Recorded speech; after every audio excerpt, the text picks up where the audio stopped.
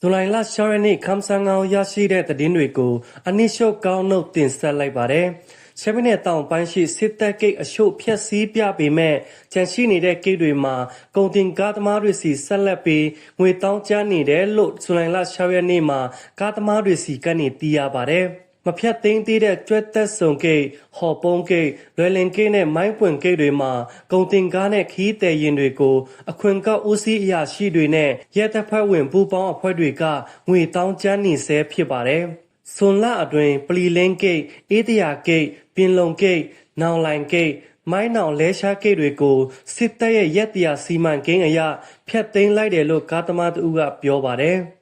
ရှမ်းတောင်မှာအဓိကကုန်စည်တည်ယူပို့ဆောင်ရေးလမ်းမပေါ်ရှိစစ်တပ်ဂိတ်အရှို့ဖျက်သိမ်းတဲ့သတင်းတွေကြောင့်ကားခါနဲ့ကုန်စည်နှုန်းတွေတက်တာလာမယ်လို့ဒေသခံတွေကမျှော်လင့်နေကြတာဖြစ်ပါတယ်။ရှမ်းပြည်နယ်တောင်ပိုင်းဒေသတွေမှာဇူလိုင်လ9ရက်နေ့ကနေ10ရက်နေ့အထိမိုးရွာသွန်းမှုအားကောင်းနိုင်ပြီးနေရွာကွက်မိုးတီးထိုင်နိုင်တာကြောင့်တောင်ကျရေစီးဆင်းမှုမြေပြိုတောင်ပြိုမှုနဲ့လမ်းရေရှမ်းမှုတွေကိုကြိုတင်သတိထားဖို့လိုအပ်တယ်လို့မိုးလေဝသခန့်မှန်းချက်အရသိရပါတယ်။ရွာငံပင်တရကလောအောင်ပန်းပေါင်းလောင်းပြင်လောင်းတိကျင့်နောင်တရားဖေခုံမိုးပဲနဲ့အေးတရာစတဲ့ရှမ်းတောင်ပိုင်းဒေသအပြင်ရှမ်းနေပြည်တော်နယ်စပ်ဒေသတွေမှာဇူလိုင်လ9ရက်နေ့ကနေ9ရက်နေ့အတွင်းမိုးနဲ့လေပြင်းထန်လာနိုင်တယ်လို့ဖော်ပြထားပါတယ်။ထုတ်ပြန်ထားတဲ့ခန့်မှန်းချက်အရဇူလိုင်လ6ရက်နေ့ကနေ12ရက်နေ့အတွင်းရှမ်းပြည်နယ်တောင်ပိုင်းဟာကုန်းတွင်းပိုင်းလေထုမငိမ်မတက်မှုတွေကြောင့်မိုးရွာသွန်းအားကောင်းနိုင်တဲ့ဒေသတွေထဲမှာပါဝင်နေပြီး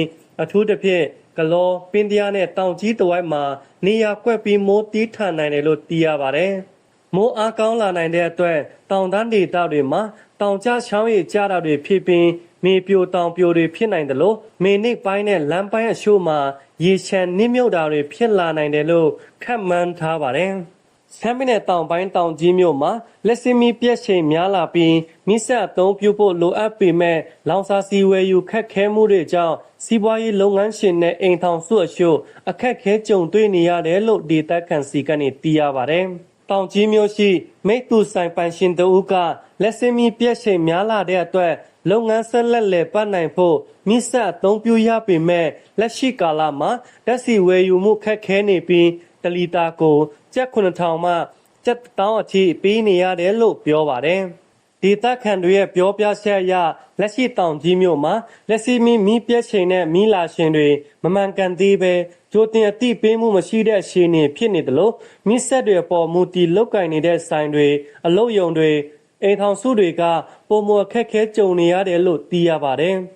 လက်စစ်ဌာနဘက်ကရှမ်းပြည်နယ်တောင်ပိုင်းမှာလက်စစ်မီးပေးဝေနိုင်မှုတိုးတက်စေဖို့ဆောင်ရွက်နေတယ်လို့ထုတ်ပြန်ထားပေမဲ့လက်တွေ့မှာမီးလာချိန်နဲ့မီးပြတ်ချိန်တိတိကျကျမသိသေးတာကြောင့်ဒေသခံတွေအနေနဲ့နေ့စဉ်လုပ်ငန်းဆောင်တာတွေဆောင်ရွက်ရမှာအခက်ခဲတွေနဲ့ဆက်လက်ကြုံတွေ့နေရတယ်လို့သိရပါတယ်။